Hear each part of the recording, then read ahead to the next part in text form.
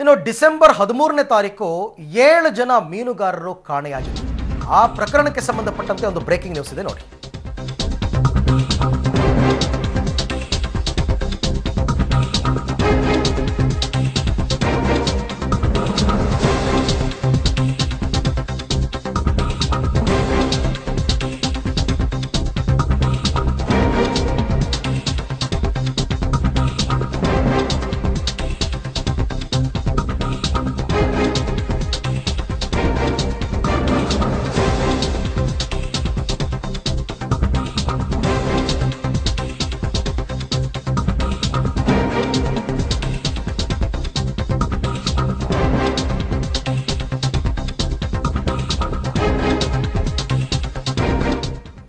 December 13ನೇ ತಾರೀಕು ನಾಪತ್ತೆಯಾದ 7 ಮೀನುಗಾರರ ಕಥೆ ಏನು ಅಂತಕ್ಕಂಥದ್ದು ಇವತ್ತಿಗೂ ನಿಗೂಢ.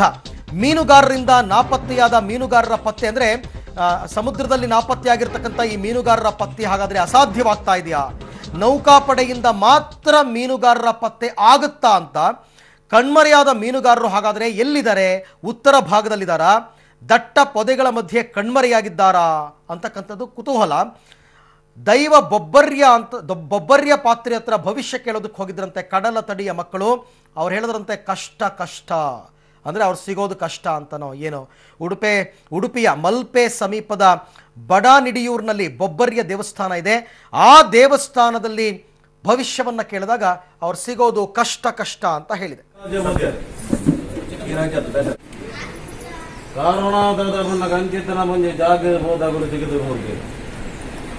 ಕಾರಣಾದ ಅಧಿಕಾರದ ಘಟ್ಟ ಪ್ರಕಾರ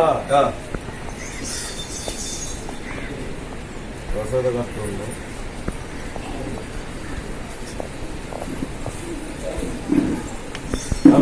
ರಟನ ವಿಷಯದ ಅಧಿಕಾರದ ಘಟ್ಟ ಪ್ರಕಾರ ಏತ ಬರ್ತ ಮಟ್ಟಲ್ಲಿ ಗಂಡ ಬಾತಾರಂತೆ ಹಾಕೊಂಡು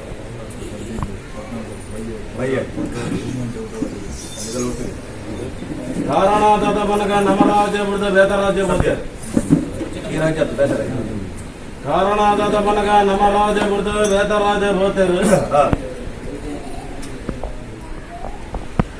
ರಟನ ವಿಷಯದ ಬನಗ ಅಧಿಕಾರದ ಘಟ್ಟ ಪ್ರಕಾರ.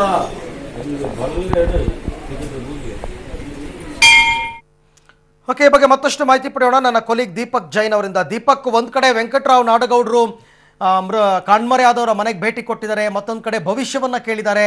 ಹಾಗಾದ್ರೆ ಏನು ಮಾತುಕತೆ ನಡೀತಿದೆ? ಇವರೆಲ್ಲ ಕಣ್ಮರೆಯಾದವರು ಎಲ್ಲಿದ್ದಾರೆ ಅಂತ ಇವರೆಲ್ಲ ಮಾತುಕತೆ ಅಂತ?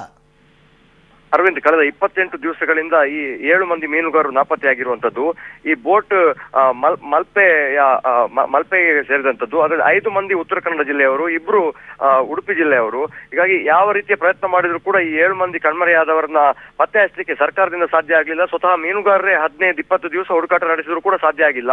ಇದೀಗ ಅವರು ನಂಬುವಂತಹ ದೈವ ಬೊಬ್ಬರಿಯನ ಮೊರೆ ಹೋಗಿದ್ದಾರೆ. ಬೊಬ್ಬರಿಯ ನುಡಿಕೊಟ್ಟಿರುವ ಪ್ರಕಾರ ಉತ್ತರ ಭಾಗದಲ್ಲಿ ದಟ್ಟ ಪೊದೆಗಳ ಮಧ್ಯೆ ಕಣ್ಮರೆಯಾಗಿದ್ದಾರೆ. ಅವ್ರನ್ನ ಹುಡುಕೋದು ಮೀನುಗಾರರಿಂದ ಕಷ್ಟ ಸಾಧ್ಯ. ಹಾಗಾಗಿ ನೇರವಾಗಿ ಸರ್ಕಾರ ಅಥವಾ ಸೈನ್ಯದಿಂದ ಮಾತ್ರ ಸಾಧ್ಯ ಅನ್ನುವಂತಹ ಒಂದು ನುಡಿಯನ್ನ ಕೊಟ್ಟದ್ದು. ಇನ್ನು 6-7 ದಿವಸದ ಒಳಗೆ ಅವರ ಒಂದು ಕುರುಹು ಪತ್ತೆ ಆಗ್ತದೆ. ಸರ್ಕಾರದ ಮಟ್ಟದಲ್ಲಿ ಈ ಕೆಲಸ ಆಗ್ಬೇಕು ಅನ್ನೋ ಒಂದು ನುಡಿಯನ್ನ ಕೊಟ್ಟಿರುವಂತದ್ದು. ಮೀನುಗಾರರಂದ್ರೆ ಅವರು ಸಮುದ್ರಕ್ಕೆ ಇಳಿಯುವ ಮೊದಲು ಬೊಬ್ಬರಿಯ ದೇವರನ್ನೇ ಕೈ ಮುಗಿದು ಇಳಿಯುವಂತದ್ದು. ಹಾಗಾಗಿ ಬೊಬ್ಬರಿಯ ಕೊಟ್ಟ ನುಡಿಯನ್ನೇ ಪಾಲಿಸ್ತಾ ಸರ್ಕಾರದ ಮೇಲೆ ಮತ್ತಷ್ಟು ಒತ್ತಡ ಹಾಕುವಂತ ಪ್ರಯತ್ನ ಮಾಡ್ತಾರೆ.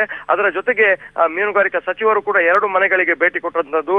ಈ ಸಂದರ್ಭದಲ್ಲೂ ಕೂಡ ಈ ವಿಚಾರ ಪ್ರಸ್ತಾಪ ಆಯಿತು. ಆದ್ರೆ 28 ದಿವಸದ ನಂತರ ಮನೆಗಳಿಗೆ ಭೇಟಿ ಕೊಟ್ಟಿರುವಂತಹ ಮೀನುಗಾರಿಕಾ ಸಚಿವರನ್ನ ಸಹಜವಾಗಿಯೇ ಮೀನುಗಾರ ಮಹಿಳೆಯರು ಮತ್ತು ಅವರ ಕುಟುಂಬಸ್ಥರು ತರಾಟೆಗೆ ತೆಗೆದುಕೊಂಡಿರುವಂತದ್ದು. ಅರವಿಂದ್, ಓಕೆ, ಮೀನುಗಾರ ಸಚಿವರು ಅಥವಾ ಸರ್ಕಾರದ ವತಿಯಿಂದ ನೌಕಾಪಡೆಯವರ ಸಹಾಯ ಕೇಳೋ ಕೆಲಸಗಳೇನು ಆಗಿಲ್ವಾ ಇಲ್ಲಿ ತನಕ? ಆಗಿದೆ ಅರವಿಂದ್. ಕಳೆದ 10 ದಿವಸದಿಂದ ಕೂಡ ನೌಕಾಪಡೆಯವರು, ಕೋಸ್ಟ್ ಗಾರ್ಡ್ ಅಧಿಕಾರಿಗಳು ಮತ್ತು ಹೆಲಿಕಾಪ್ಟರ್ ನ ಬಳಸಿ ಕೂಡ ಈ ಒಂದು ಹುಡುಕಾಟವನ್ನ ಮಾಡಲಾಗ್ತಾ ಇದೆ. ಆದ್ರೆ ಸಮುದ್ರದಲ್ಲಿ ಎಲ್ಲೂ ಕೂಡ ಬೋಟ್ ಪತ್ತೆ ಆಗ್ತಾ ಇಲ್ಲ ಅನ್ನುವಂಥದ್ದು ಮಾಹಿತಿ. ಮಹಾರಾಷ್ಟ್ರ ಮತ್ತು ಗೋವಾದಲ್ಲಿ ಸಾಕಷ್ಟು ನದಿಗಳಿರೋದ್ರಿಂದಾಗಿ ನದಿಗಳಲ್ಲಿ ಎಲ್ಲಾದ್ರೂ ಬೋಟ್ ಅನ್ನ ಕಣ್ಮರೆ ಮಾಡಿದ್ದಾರೋ, ಈ 7 ಮಂದಿಯನ್ನ ಅಲ್ಲಿನ ಮಹಾರಾಷ್ಟ್ರ ಅಥವಾ ಗೋವಾದ ಯಾರಾದ್ರೂ ಕಡಲ್ಗಳ್ಳರು ಒತ್ತೆಯಾಳುಗಳಾಗಿ ಇಟ್ಟಿದ್ದಾರೋ ಈ ಬಗ್ಗೆ. ಥ್ಯಾಂಕ್ ಯು, ತಮ್ಮೆಲ್ಲ ಮಾಹಿತಿಗಾಗಿ ಧನ್ಯವಾದ. ಓಕೆ, ಈ ನಡುವೆ ನಾಪತ್ತೆಯಾದ ಮೀನುಗಾರರ ಪತ್ತೆಗೆ ಉಡುಪಿ ಜಿಲ್ಲಾ ಪೊಲೀಸರು ಇಸ್ರೋ ಮೊರೆ ಹೋಗಿದ್ದಾರೆ. ಕೋಸ್ಟಲ್ ಸೆಕ್ಯೂರಿಟಿ ಗಾರ್ಡ್ ನೌಕಾಸೇನೆಯನ್ನು ಹುಡುಕಿದ್ರೂ ಸುಳಿವು ಸಿಗದ ಹಿನ್ನೆಲೆಯಲ್ಲಿ ಪೊಲೀಸರು ಭಾರತೀಯ ಬಾಹ್ಯಾಕಾಶ ಸಂಶೋಧನಾ ಕೇಂದ್ರದ ಮೊರೆ ಹೋಗಿದ್ದಾರೆ. ಉಪಗ್ರಹದ ಮೂಲಕ ಶೋಧ ನಡೆಸುವಂತೆ ಇಸ್ರೋಗೆ ಮನವಿ ಮಾಡಿದ್ದಾರೆ.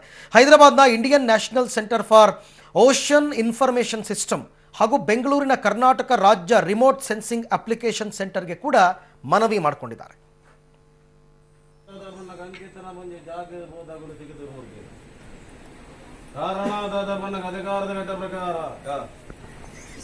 ನೀವು ಹೇಳಿ ಇನ್ನು ಇದನ್ನ ಮಾಡಬೇಕಂದ್ರೆ ನಾವು ಓಕೆ.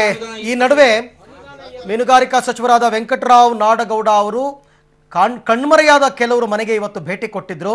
ಆಯಿತು, ಸರ್ಕಾರದಿಂದ ಪರಿಹಾರ ಕೊಡಿಸೋಣ ಅಂತ ಏನೋ ಅಂದಿದ ತಕ್ಷಣ ಎಲ್ಲರೂ ಕೂಡ ಅವರಿಗೆ ಘೆರಾವ್ ಹಾಕಿದ್ದಾರೆ. ನಿಮ್ಮ ಪರಿಹಾರ ಯಾರಿಗೆ ಬೇಕು, ಮೊದಲು ಅವ್ರನ್ನ ಹುಡುಕೊಡಿ ನಮಗೆ ಅಂತ ಅಂದ್ಬಿಟ್ಟು ಆ ಥರ ಯಾರ್ಯಾರು ಕಾಣೆಯಾಗಿದ್ದಾರೆ ಅವರ ಸಂಬಂಧಿಕರು, ಹೋಮ್ ಮಿನಿಸ್ಟರ್ಸ್ ಇರ್ತಾರೆ, ಹೋಮ್ ಮಿನಿಸ್ಟರ್ ಆಗ್ಲೇ ಬಂದು ಹೋಗಿದ್ದಾರೆ ನಿಮ್ಮ ಮನೆಗೆ, ಜಿಲ್ಲಾ ಮಂತ್ರಿಗಳು ಬಂದು ಹೋಗಿದ್ದಾರೆ, ನಮ್ಮ ಅಧಿಕಾರಿಗಳು ಬಂದು ಹೋಗಿದ್ದಾರೆ, ಜಿಲ್ಲಾಧಿಕಾರಿಗಳಿದ್ದಾರೆ, SP ಇದ್ದಾರೆ, ಅವರೆಲ್ಲ ಕೆಲಸಗಳನ್ನ ಅವ್ರು ಮಾಡ್ತಾ ಇದ್ದಾರೆ. ನೀವು ಹೇಳಿ ಇನ್ನು ಇದನ್ನ ಮಾಡಬೇಕಂದ್ರೆ ನಾವು ಕೇಂದ್ರ ಸರ್ಕಾರ ಸ್ವಲ್ಪ ಅನುದಾನ ಇದು ತಗೊಳ್ಳಿ. ನೀವು ಅನುದಾನ